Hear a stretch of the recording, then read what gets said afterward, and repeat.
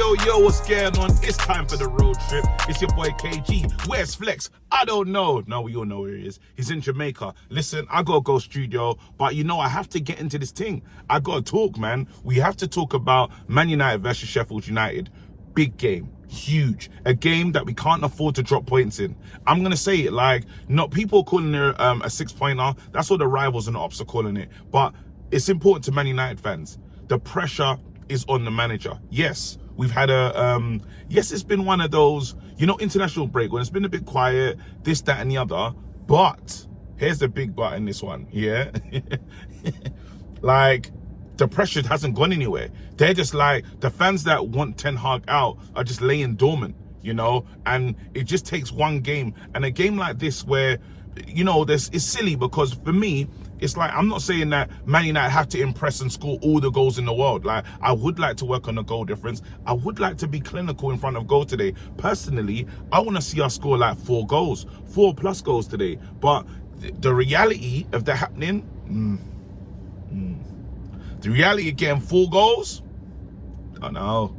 But, like, I'm not going to worry about all of that. Like, the main thing is the win. 3 points only. That's what Man United got to be thinking about. We're trying to go on a run. We're trying to build some momentum. You've got you already know how they're gonna set up, where it's gonna be a low block. They're gonna be hard to break down.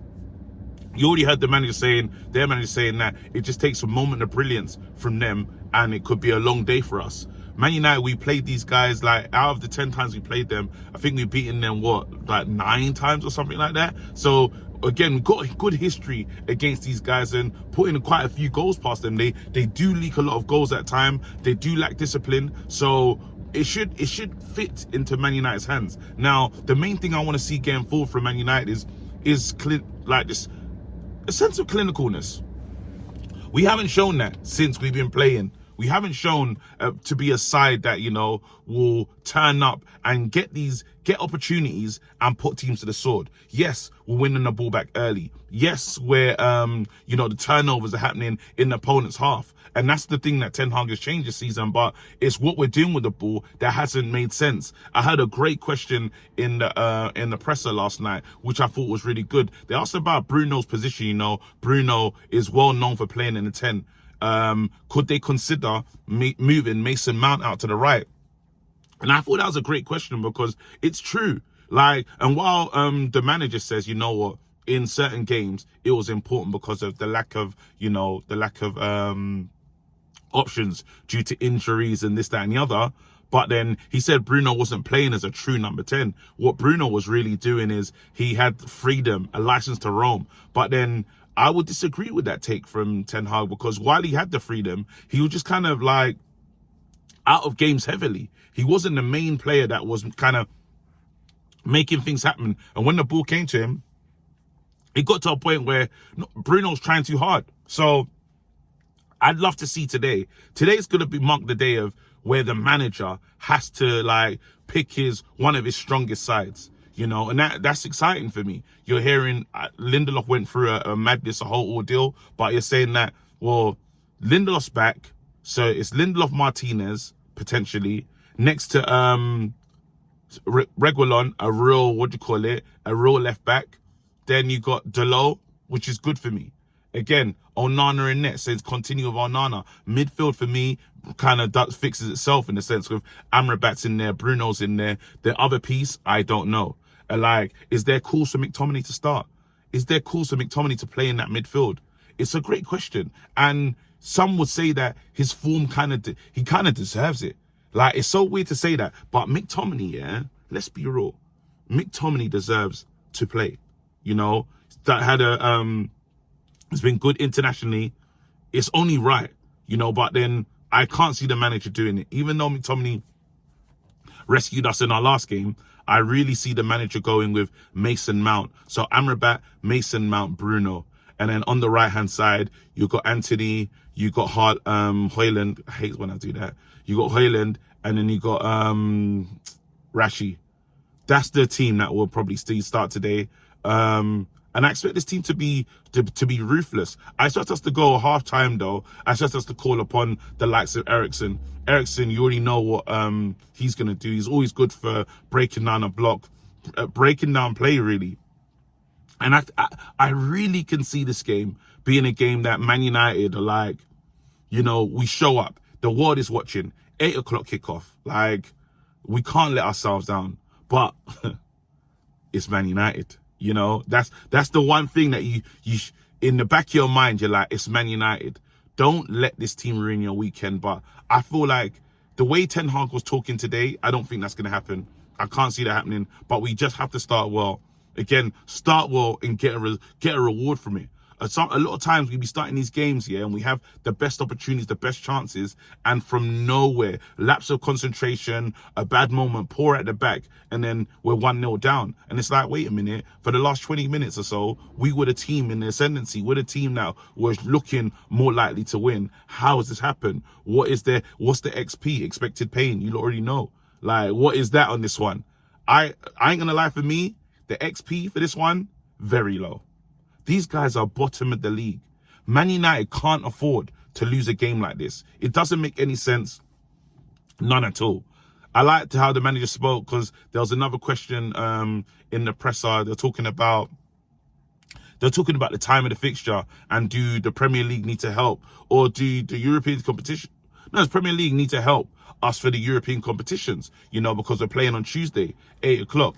And the manager didn't do like a Jurgen Klopp and moan and complain and talk about replays. He's like, nah, Tuesday, more than enough, fine. We're playing again on Tuesday. The players can get some rest. They can train. It's fine. But you know, in Ten Hag, you know that's his vibe in it. He's one of those managers that will say something along those lines.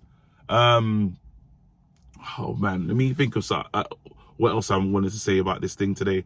Varane being back is colossal for Man United. I think that one, hopefully we can just keep him fit for now.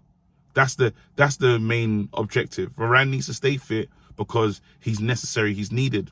Especially like in this block of games that we got. It doesn't get any bigger than this. You're talking about desperately trying to qualify for the Champions League. Desperately trying to qualify for the Champions League. And Man City. Like, that's huge. And Man United, we can't embarrass ourselves. It could get very sticky. It could get very, you know, things could get very tough for the manager. So we can't afford to drop points. And we need players playing in there like leaders. I need leadership from Varane. I need to see, you know, they asked the manager about Onana and what he's done to kind of back him and look after him and this, that, and the other. The journalist, not like they made an excuse, but then he said, you know, Onana hasn't had a settled back four or settled defense in front of him. And do you reckon that's affected him, you know? And Ten Hag responded saying, well, I can't make those types of excuses, but it does play an impact. Now, while I stand with some of the rhetoric, some of that, I have to be honest and say, look, though, Onana's making mistakes that it shouldn't happen no matter who's in front of you. You know, like, these are some self-inflicted mistakes where you're just not getting down quick enough, or you haven't had your wrists haven't been strong. You've just kind of been flappy, you know, no, you haven't been secure in your position. So it's hard to look ahead of Onana and find something to blame, but I am backing Onana in this one. Like, I know usually if there's a shot on target, I get worried, or they'll be shooting from far, and especially this kind of team that will, you know, focus on set pieces and just trying to make it uncomfortable for him all night. Like, it'll be a hard game for Onana, but if he gets a few good saves off in the beginning and he starts to remind himself that, yes, I played in the Champions League final. Yes, I've been to a semi-final in Champions League. I've actually, like, I'm decorated, you know, Barcelona, Ajax, you know, even if it's a Barcelona B team and stuff, end of the day, my journey has been this to Inter Milan, to Man United. I should be able to be a safe pair of hands in goal. Now, the manager spoke about David De Gea struggling when he first joined. He talked about Peter Schmeichel struggling, but I just don't remember that though. Like, and I don't know if it's just an age thing, but like, I never remember Peter Schmeichel's not being great, you know. So there you go. I got to do my history. I got to do my research. But anyway, prediction for this game. I'm going with a reckless prediction for this one. I think Man United score 4 goals or more. Yeah? 4-0.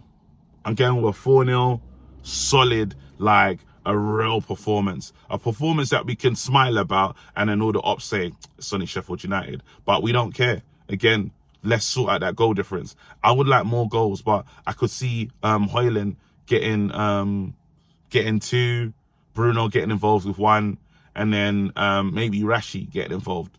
Would love a few surprises. You know, wouldn't mind an Anthony special today, but Anthony's the player that I'm watching out for today. Anthony being on the right-hand side, this is his position.